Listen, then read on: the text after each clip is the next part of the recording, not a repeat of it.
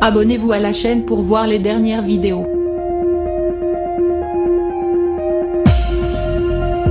Une page de l'histoire s'est tournée jeudi 8 décembre dernier.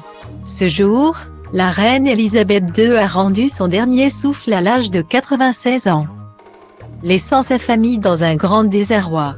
La triste nouvelle a été annoncée dans un communiqué relayé par le palais de Buckingham. La reine est morte paisiblement à Balmoral cet après-midi, peut-on lire sur les réseaux sociaux.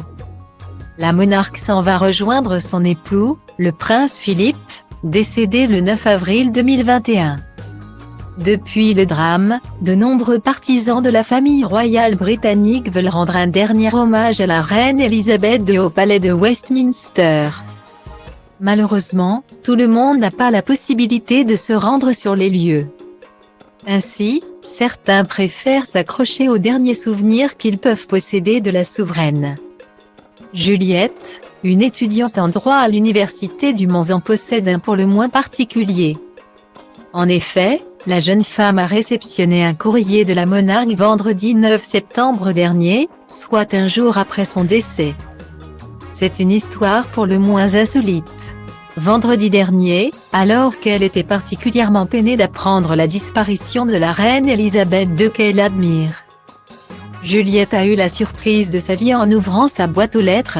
À l'intérieur, l'étudiante y trouve une enveloppe avec le sigle Royal Mail et le sceau de la monarque.